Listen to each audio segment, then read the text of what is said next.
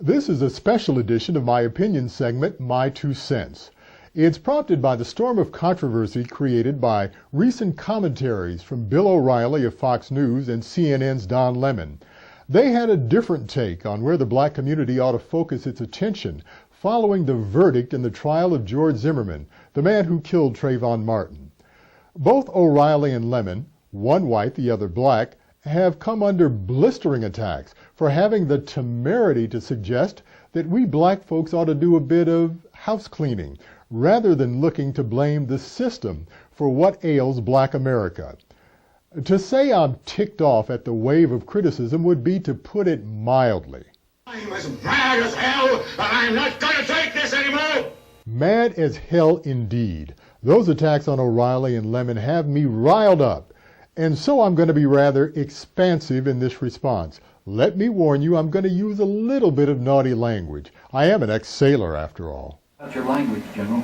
Well, when I want it to stick, I give it to them loud and dirty. Then they'll remember.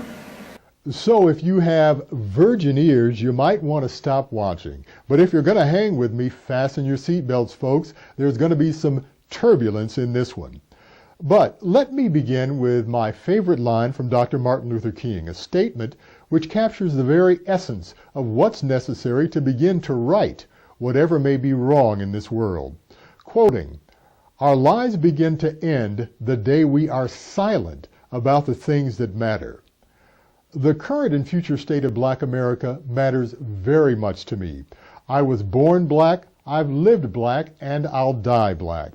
My community must wake up and end this misplaced emphasis on blaming outside forces for many of the problems inside the African American community. That was the crux of O'Reilly's commentary. And the grievance industry have intimidated the so-called conversation, turning any valid criticism of African American culture into charges of racial bias. Lemon expressed much the same thing, but got a bit more personal, suggesting that our troubled young black men might improve their lot in life if they stopped sagging their pants, stopped committing crimes, and went to school. The response to Lemon's comments were so negative, he went on the morning talk show The View in an effort to slow the vitriol being hurled at him, mostly from black folks. Lemon and Don, you getting you behind. Oh my God! I said respect where you live and finish school and also be an involved parent. If you either plan for a kid or stop having a kid, I don't know. Many in the black chattering class have been all over TV blasting Lemon's and O'Reilly's commentaries as way off base. Certainly, where my pants are laying or how many children there are in my family, those things are outcomes. What we ought to be dealing with are the things that drove these problems. This is such a crime. I couldn't have said it better. Are these folks living in some kind of alternative universe? It's not the system causing the crime and debauchery in many of the nation's black inner-city areas. It's largely young men with a perverted sense of right and wrong, with no moral foundation, with no regard for human life. The phony tough, the crazy brave, with hearts and souls as black as lumps of coal. Concerned about conservative commentators and others who want to talk about cultural depravity as one of the sort of ruling reasons for the decline of a city like Detroit. I don't want to talk about anything until we talk about what Goldie just said: deindustrialization, middle class flight, the ways in which we outsource we've literally outsourced the economy that supported cities like Detroit. I'm glad he brought up Detroit, a city very near and dear to my heart. The D is a city awash in crime and human misery, caused not by a lack of jobs so much, but a lack of compassion and respect for other folks. It wasn't the system that caused the death of this precious child, 9-month-old Delrick Miller. It was bullets from an AK-47 fired during a drive-by shooting that killed this baby as he slept in his crib. It wasn't economic undercurrents that caused a young man to beat an 86-year-old World War II veteran, Aaron Brantley, an incident caught on a surveillance camera. This despicable crook knocked Brantley down, then took off with his car as the elderly gentleman was just trying to get gas at a station near the University of Detroit campus. One of them came and hit me, and then the other ones came out and just punched me. Yet another carjacked victim, the acclaimed gospel singer and pastor Marvin Winans, beat down in broad daylight on the east side of Detroit by two young black thugs who then took off in his luxury SUV. These are the pants. They just ripped them off. I was indecently exposed. It was quite savage. And there is more, much more. I'm just getting warmed up. It's not just the young or the old being preyed on by evil young men with guns and criminal intentions. Pro athletes, strong and fit, being robbed, carjacked, or murdered, not by neighborhood watchmen like George Zimmerman, but by dudes with names like DeMarquise, Jamal, and Pookie. He really is a phenom as an athlete. He could play. Sean Taylor, a star football player with the Washington Redskins, robbed and shot in his home in Miami. He died hours later in a hospital. The ex-boxing champ, Vernon Forrest, shot and killed during a botched robbery in Atlanta. 7-foot-tall NBA player Eddie Curry, bound with duct tape and robbed of cash and jewelry by two gunmen in his suburban Chicago home. Former basketball star Antoine Walker, robbed twice at gunpoint in Chicago, crimes 7 years apart. All in all, the thieves made off with more than $200,000 worth of Walker's jewelry. Look, I can do this all day. Indeed, the rap sheet goes on. Star Major League Baseball player CC Sabathia hid up for an estimated $50,000 in cash and jewels at a hotel in Cleveland. Philadelphia Eagles defensive end Jerome McDougal shot in the stomach and robbed of $20,000 as he sat in his Mercedes. All of those crimes, all of them were or are alleged to have been committed by young black men. You can blame it on the people who are left behind, but that seems absurd if we don't want to talk about the economic policies that changed the ways in which American cities operate. But we should not mistake correlation for causation. I swear, some so-called leaders in the black community are like Holocaust deniers, refusing to acknowledge the carnage all around them.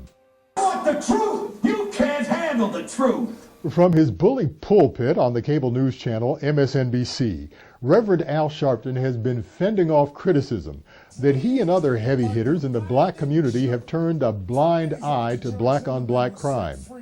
In fact, many of us have spoken about problems in our community. Sorry if that's news to some. Well, now, I did some checking, and that's an incredibly disingenuous claim by Reverend Al. During the first 6 months of 2012, recall Trayvon Martin was killed in late February.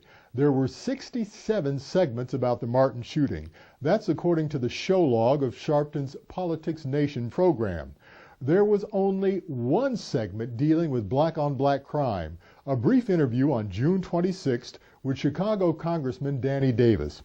It was pointless to continue on checking the show log. Through the last half of last year up to and including the George Zimmerman trial, Reverend Al provided almost wall-to-wall coverage of the Martin case. It was all Trayvon all the time, with next to no discussion about the flood of shootings and robberies by black people against black people. The old saying fits this dire situation perfectly. I have seen the enemy, and the enemy is us. Shoddy, or nearly non-existent parenting, plays a significant role in all of this. Babies having babies, 2/3 of them out of wedlock. The data is voluminous and convincing. Kids born into those circumstances are at a big disadvantage, and overwhelmingly, compared to kids raised in two-parent homes, end up as troubled teens and troubled young adults. Let's go to the Bible for a moment. In the 12th chapter of Matthew, Jesus said, "Make a tree good and its fruit will be good, or make a tree bad and its fruit will be bad." In Matthew 7:21, Jesus provides the remedy for rotten fruit. He says, "Every tree that does not bear good fruit is cut down and thrown into the fire."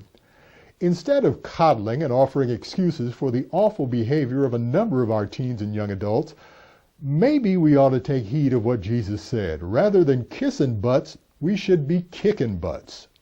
If I were the man I was 5 years ago, I'd take a flamethrower to this place! I'll say this for you, Suggs. You're the kind of man that's a pleasure to hang. If all you can talk is guff, go talk it to the devil. Another problem, the education, or more precisely, the lack of it for many black kids. The schools in most of our inner cities, like Detroit, are in bad shape, no question. But even if they were top tier, with nearly 2/3 of young black men dropping out and not graduating high school, the joblessness, hopelessness, and crime would mostly be the same, wouldn't it? I'm as mad as hell, and I'm not gonna take this anymore! That ought to be the hue and cry of every person of goodwill in the African American community about the evil in our midst. These lawless young people who are inflicting such pain and misery on their own people. You have almost nothing to fear from a neighborhood vigilante like a George Zimmerman, but get caught in many inner city neighborhoods across the nation, especially if you appear to have anything of value, you stand a very good chance of becoming a crime victim. Black folks are 13% of the American population, and yet we are nearly 50% of murder victims. In about 95% of those cases, the killer is black. That has almost nothing to do with systemic issues in our country, but nearly everything to do with the bad fruit a number of our people have been producing over the past few decades. Folks, isn't it time to focus most of our energies on the evil within a number of our black neighborhoods, to scream loudly and often, "I'm mad as hell" about black-on-black crime, about the lawlessness and irresponsibility of many in the African American community? Unless or until we do, regardless of any systemic changes, very little will change for the better. As we used to say on the block I grew up on, the same old, same old. And that is my 2 cents for this week.